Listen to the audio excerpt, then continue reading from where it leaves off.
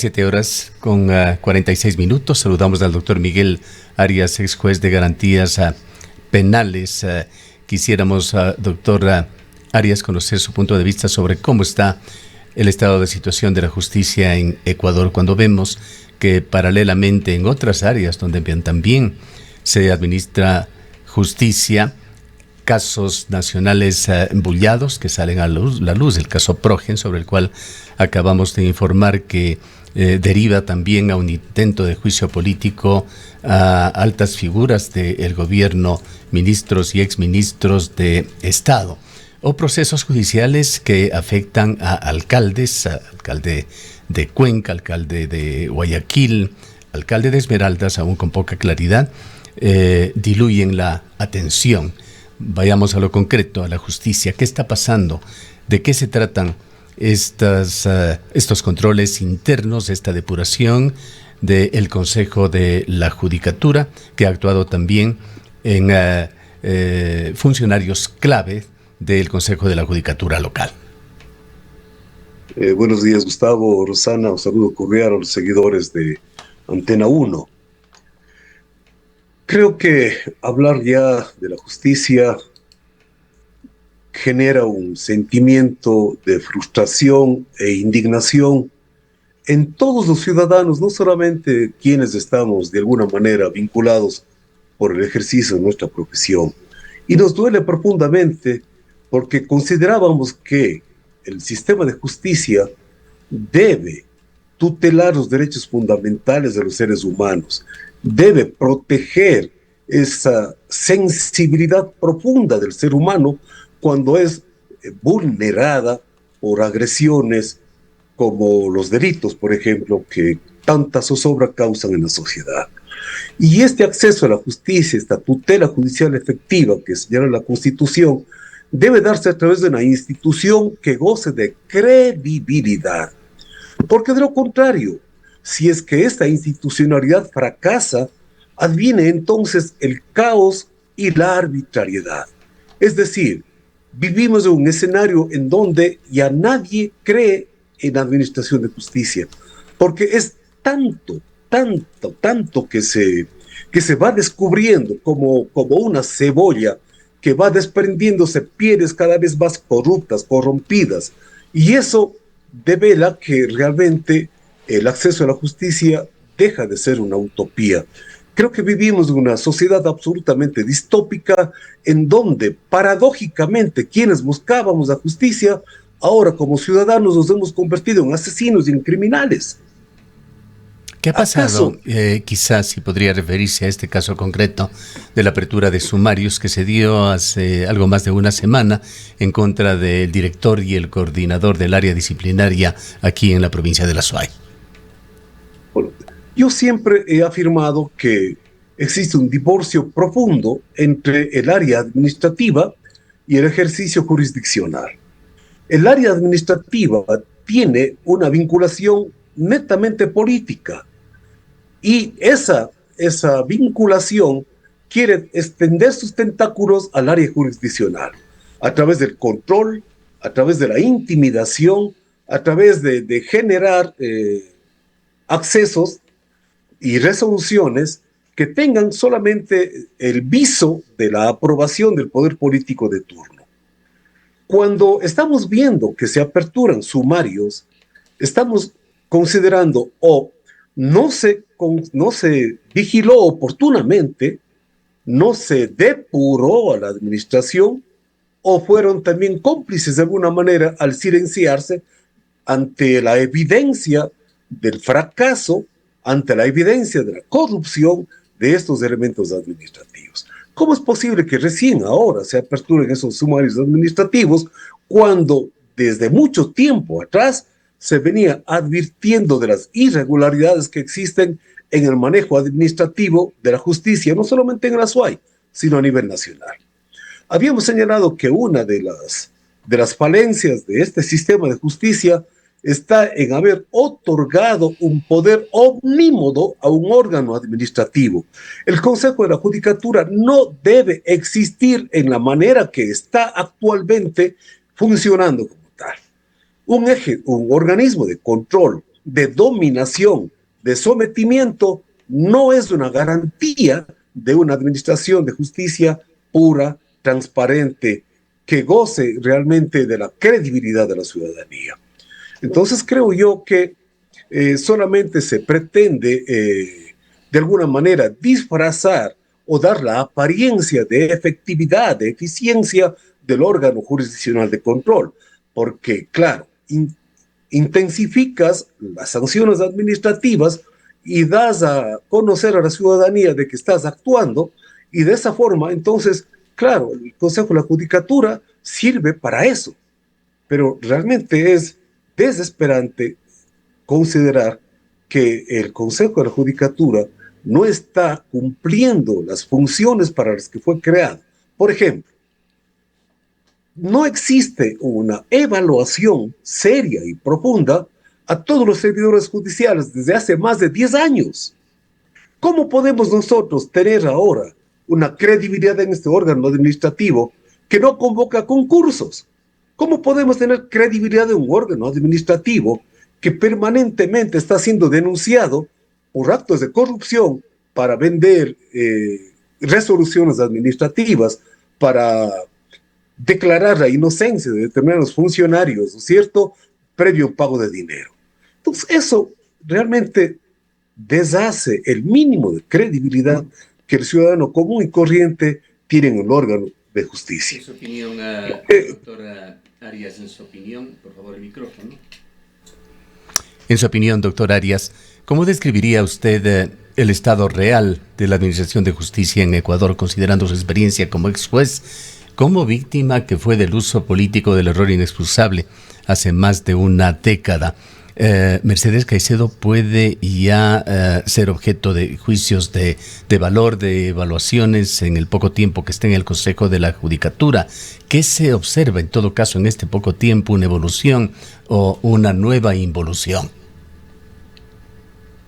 Es desesperante porque de alguna manera habíamos soñado en que la administración de justicia debe ser la respuesta del poder punitivo para proteger al ciudadano, para proteger sus derechos, para que sea como esa madre que acoge al que ha sido víctima, ¿no es cierto?, de agresiones, al desvalido, al que está en situación de vulnerabilidad y le restaura. Y también a aquel que ha sido el culpable de esa vulneración, también desde el otro lado, le rehabilita, le reinserta y le restaura como ser humano.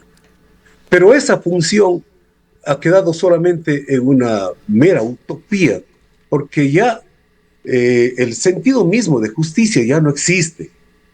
Habíamos pensado nosotros que en materia penal, por ejemplo, debía ser una respuesta fraccionaria del Estado, es decir, la última respuesta que debe dar el Estado debe ser la utilización del derecho penal. Pero ahora vemos que está echando mano de este instrumento para sus fines estrictamente políticos. Lo que usted mencionó, ¿será una mera coincidencia acaso que los principales opositores al régimen estén ahora procesados y algunos de ellos ya privados de su libertad, cumpliendo una especie de condena previa sin que se haya declarado su responsabilidad? Entonces, ¿cómo podemos nosotros los ciudadanos creer en la existencia de un órgano de justicia si esta justicia está solamente disfrazada como tal y vendada los ojos, claro, pero solamente en un ojo, porque con un ojo ve el poder político o ve a quién debe sancionar, y con el otro ojo cierra la realidad, ya no observa lo que debe hacer? Creo que de alguna manera en el sistema de justicia estamos viviendo dos clases de justicia. Una justicia para los enemigos y otra justicia para los amigos. Una velocidad diferente. Veamos, por ejemplo, cómo se procesan con una celeridad envidiable los casos de los enemigos. Y los casos de los amigos, absolutamente protegidos por todos los lados, blindados. Veamos un ejemplo. ¿Qué ha ocurrido con el alcalde de Guayaquil? Está este rato cumpliendo ya una condena en uno de los centros carcelarios de máxima seguridad en el país. ¿Qué tiempo le ha tomado ese procesamiento? Veamos del otro lado, el de los amigos del régimen. ¿Qué está pasando con el caso Progen? Está desnudándose cada vez más la intervención y el conocimiento de las más altas esferas del régimen. ¿Y qué existe de respuesta? Me pregunto yo. ¿Tenemos a alguien que esté realmente dando la idea de que efectivamente se está sancionando a quienes se han aprovechado de los fondos públicos del Estado? Creo que no. Entonces, si alguien me pregunta, ¿qué piensa usted del sistema de justicia? Yo diría que hay un sistema de justicia para los amigos y un sistema de justicia para los enemigos. Efectivamente, doctor Arias, aquí uno de los temas que no deja de preocupar es la instrumentalización de la justicia que favorece a ciertos intereses o va en contra de otros. Quizás aquí es oportuno también analizar el caso del alcalde de la ciudad de Cuenca con la más reciente resolución del Tribunal Contencioso Electoral. Quizás nadie puede desconocer que efectivamente Diana González ha sido víctima de violencia política de género, pero es importante analizar la sanción al alcalde de Cuenca. En unos casos por violencia política de género se ha dado una respuesta y en otros casos no se ha dado la misma respuesta. Es decir, es importante también analizar la proporcionalidad en este caso de las sanciones en una coyuntura política innegable de cara a un proceso electoral en noviembre de este mismo año. Es lamentable que la reivindicación del derecho de una mujer que, sin lugar a dudas, según se ha indicado, desconozco realmente el proceso, pero se ha escuchado de voz de la misma ofendida y agraviada que existen elementos de prueba. Pero esa reivindicación de su derecho, de alguna manera, ha sido completamente desvanecido, deleznable de alguna forma, por la utilización política de esta sanción. Y lo que realmente deja sin efecto el verdadero sentido de haber generado una legislación que sancione la violencia política. Si usted le pregunta a un ciudadano común y corriente qué opina de la sanción impuesta al alcalde de Cuenca, le va a decir que es un acto de venganza política. Pero, ¿qué pasaría entonces? ¿Qué pasa? ¿Qué pensamos de la persona que fue ofendida o agraviada? De una mujer que fue víctima de violencia política. Eso ha quedado desvanecido por la manipulación, como había dicho, de los entes que están sin lugar a dudas con la mira puesta en las próximas elecciones que ya están en las puertas. Ahora, estamos hablando aquí de justicia electoral, del ámbito de la función electoral. Desde luego, pero de alguna forma como que se va extendiendo, ¿no es cierto? Se va contaminando, se va convirtiendo en una especie de metástasis de la manipulación del órgano político en los sistemas de justicia, administrativos o jurisdiccionales. Quisiera preguntarle sobre hechos coyunturales que se han dado aquí en la provincia de La Suay. La semana pasada nomás todos los cuencanos, los azuayos, estuvimos enormemente preocupados, y no es una preocupación que se desvanece sobre la frecuencia cada vez más alta de crímenes graves, de crímenes de lesa humanidad que se cometen aquí. Presenciamos todos esos hechos en Chordelej, en donde un empresario que defendía lo suyo fue asesinado, y en donde esa frustración de la gente de Chordelej llevó a cometer lo que jamás puede ser aprobado, el linchamiento de dos de los delincuentes.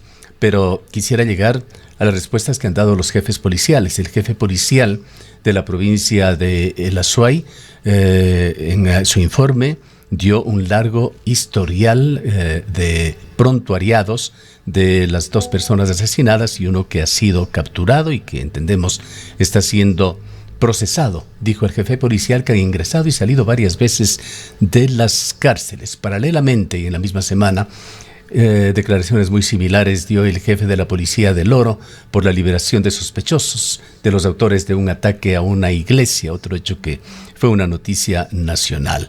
Chordelej, el Oro, señalan a la justicia por su lenidad con los delincuentes. ¿Cómo procesamos en medio de todo lo que está sucediendo estas declaraciones de altos jefes policiales que dicen: pregúntenos?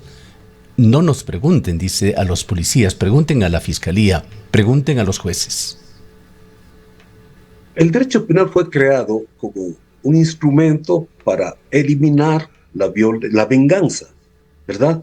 Lo que se denominaba el bellum humano, el enfrentamiento del ser humano. Defendiendo sus derechos, se cree autorizado a utilizar la violencia en extremo, como en el caso de Georges Belair. Pero para eso se ha generado todo un sistema que tiene una dogmática, que tiene un procedimiento, que tiene una fase de investigación.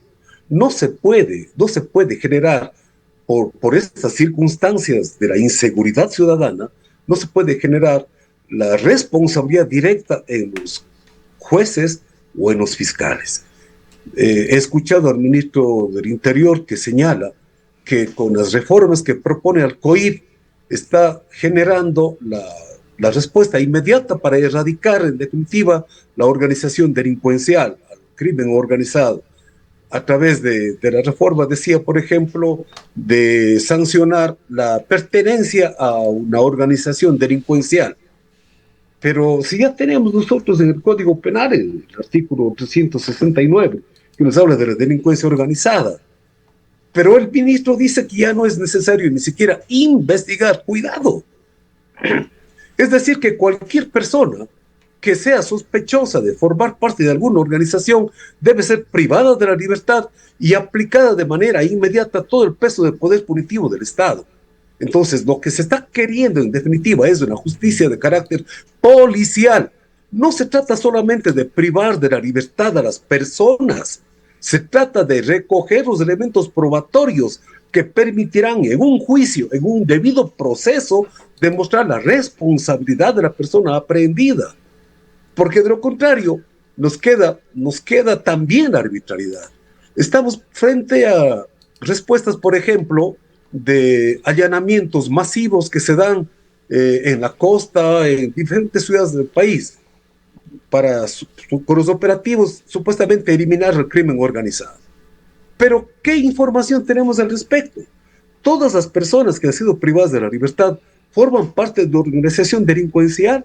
¿Qué elementos de prueba se han encontrado en su posesión que puedan ser utilizados en un juicio para demostrar su culpabilidad? Silencio absoluto. Cárceles llenas de personas, culpables o no culpables, pero da la apariencia de la eficiencia del Estado en el control de la delincuencia. ¿Hacia eso queremos ir? ¿Basta solamente con acusar a una persona y que sea culpable ya? ¿Cómo toma usted esas cifras oficiales que se dan? El ministro del Interior, ya en calidad de precandidato el día de ayer, daba nuevas cifras, señalaba que hay una reducción, o hubo una reducción, pues se refería al mes de mayo pasado, de un 27,7% en homicidios durante mayo. Habló de que pasar de 935 muertes violentas en mayo de 2025 a 676 en mayo de 2026 es un progreso importante, un quiebre estadístico relevante aquí en Ecuador, y habló también del descenso de delitos patrimoniales, un 43% menos de robos a personas, 56% menos asaltos en ejes viales, 35% menos robos a domicilio. Cifras del ministro que por supuesto tienen que ser contrastadas con las estadísticas, pero esto es lo que se ha informado el día de ayer. ¿Cómo lo toma usted? ¿Cómo lo interpreta? Yo le vincularía con lo que la doctrina del derecho penal conoce como eficientismo. El poder político quiere dar la apariencia a la sociedad de que está realizando labores muy eficientes, perdón la redundancia, en el control delincuencial. Y claro, las estadísticas. Recordemos que no es solamente de este régimen, todo el poder político usa la estadística. ¿Cuántas personas han sido privadas de la libertad en el último año? Y claro, la estadística da esa idea de eficiencia. Pero en el fondo, ¿habrá realmente una respuesta eficaz en el control antidelincuencial?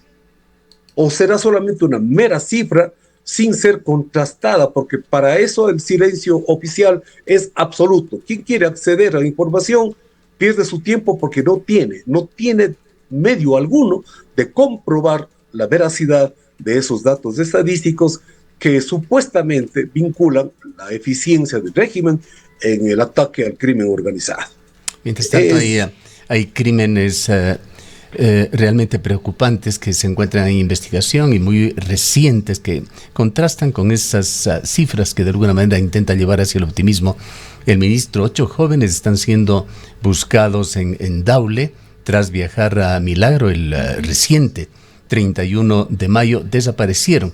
Los informes dan cuenta de que fueron detenidos por 4 personas armadas. Habían llegado a un local de motos cerca de Milagro y fueron interceptados por 4 hombres armados. Se reportó también, me parece que a fines de la semana anterior, el asesinato de un empresario importante en Santa Elena. Estas no son precisamente imágenes de un país pacífico o que camina hacia allá. Situación de mucha violencia. Vivimos realmente bajo la paranoia de que las personas que están alrededor a lo mejor me van a asaltar, me van a secuestrar, y claro, uno ya no camina con toda la tranquilidad, ¿no?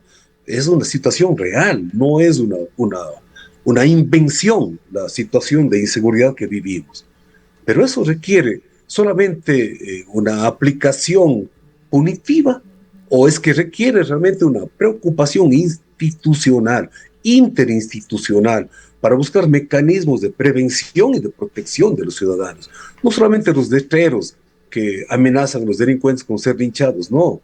Yo creo que hay que retomar las prácticas ancestrales de la solidaridad, preocuparnos de interactuar con los del barrio, con los vecinos, saber quién vive en mi calle, conocernos, saber cuáles son las actividades. Serían actividades mínimas de prevención, pero ahora evidentemente cada quien se mete en su hogar, si es posible blindado con cercas eléctricas, de tal manera que nada me interesa lo que ocurra fuera de mi casa. Entonces eso también es perjudicial para nosotros mismos, porque nos estamos autoencerrando, nos estamos enclaustrando y estamos a este paso perdiendo la interacción humana tan necesaria en estos tiempos de violencia. La interacción, no a través de las redes sociales, la interacción cara a cara, conocernos, saber que nuestros problemas pueden ser resueltos, no caer en el miedo, en la desesperación, no perder la esperanza. Sé que yo muchas veces he sido realmente, ¿qué les diría? Una de las personas que no cree realmente, no cree que exista una solución a mediano y a largo plazo de nuestro país, porque existe una estructura grande que se ha apoderado del poder político, y mientras eso no sea erradicado, nosotros seguiremos siendo víctimas del ejercicio abusivo y violento de este poder político que tiene sus redes y teje su red para atraparnos a los ciudadanos en esa vorágine de violencia. Mientras no se ataque a las redes grandes que están en el poder político, las que hacen, por ejemplo, los actos de corrupción, los que persiguen a los opositores, los que nos silencian. Perdónme, la misma prensa, cómo ha sido silenciada últimamente. Los periodistas como ustedes, que contrastan la verdad, permanentemente son criticados y muchos de ellos amenazados, inclusive perseguidos. Estamos en una situación distópica de la sociedad en donde el autoritarismo se impone. Queremos una sola línea de pensamiento, y no solamente en el Ecuador, vemos en el mundo cómo hay el advenimiento de la ultraderecha que está pensando que todo aquello que se oponga a su línea de pensamiento debe ser erradicado. Es decir, hemos retrocedido muchísimos años. Yo creo que estamos viviendo los mismos escenarios que fueron el detonante de la Segunda Guerra Mundial. Se perdió la credibilidad en las instituciones. El derecho penal ya no es una respuesta de necesidad ni de proporcionalidad. Ya no existe control judicial, existe control administrativo, control policial. Ahora, doctor Arias, justamente se está debatiendo en la Asamblea Nacional reformas al Código Orgánico de la Función Judicial. Se habla de que las propuestas incluyen cambios en el régimen disciplinario, modernización de trámites, tiene también algunos cambios en lo que serían los concursos de oposición y méritos y medidas, se ha dicho, para combatir la corrupción en el sistema judicial, incluso cambios en la misma estructura del Consejo de la Judicatura. ¿Considera ¿Considera usted que tal y como están concebidas estas propuestas de reforma, efectivamente van a incidir en una mejora del sistema judicial y de los servicios judiciales al usuario aquí en el país y que nos lleven a los ecuatorianos y ecuatorianas a tener más confianza? Sin ser pesimista diría que no, porque por ahí no está la situación. No deja de ser un populismo penal, dar la apariencia de que está creando leyes, pero ¿de qué nos ha servido? Perdónenme, desde la vigencia del Código Orgánico Integral Penal en el año 2000, ¿cuántas reformas se han impuesto? ¿Ha servido para erradicar la violencia en el país, para controlar la inseguridad, para controlar el crimen organizado? No ha servido absolutamente para nada.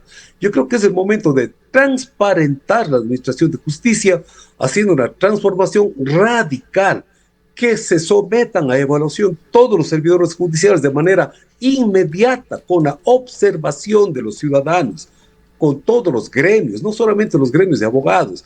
Tienen que participar todos los ciudadanos, porque a la final el sistema de justicia es nuestro último refugio. Si perdemos este último eslabón de institucionalidad, entonces vendrá el caos. Y estamos viviendo ya ese caos con, perdónenme llamarlo, con asesinato masivo de personas que son responsables o no son responsables.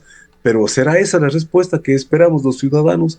No creo que sea la respuesta del derecho. Es decir, que esta situación está afectando, esta crisis estructural está afectando día a día la confianza ciudadana en la justicia. Culminemos con esta última pregunta sobre las consecuencias que tiene para la seguridad, la inversión y la democracia que la justicia sea percibida como débil, manipulada, de que no cuente con institucionalidad. Cuando hablamos de la tutela judicial efectiva, esperamos los ciudadanos que sean los jueces a través del sistema de justicia que restaure, que nos devuelva los derechos que nos han sido conculcados. Pero si esta tutela judicial efectiva se rompe porque la independencia del juez ha sido tomada por el poder político, entonces los ciudadanos ya no tenemos esa protección. El juez tiene que ser aquel ser humano sensible, humano, que tiene toda la ciencia jurídica en su mano, en su conocimiento, para aplicar y dar a cada quien lo que le corresponde. Pero si es la voz del poder político la que dice qué le debe corresponder a cada ciudadano, entonces estamos perdidos. Yo creo que es el momento de los ciudadanos de movilizarnos y exigir respuestas claras y transparentes. Concursos, es hora de llenar las vacantes. La Corte Nacional está con suplentes, las Cortes Provinciales con suplentes, los juzgados con jueces advenedizos que no tienen una formación. La Escuela Judicial es un fracaso, no sirve absolutamente para nada, no forma a los judiciales. Entonces es hora de transformar esta parte negativa para tener de alguna forma un viso de esperanza y una luz al final del túnel, porque esta noche oscura tendrá que terminar en algún momento. Bien. Le agradecemos por su presencia, doctor Arias. A ustedes, muchas gracias, siempre un honor. El doctor Miguel Arias fue juez de garantías penales, hoy ejerce libremente su profesión, fue víctima del error inexcusable por el Consejo de la Judicatura durante el correísmo.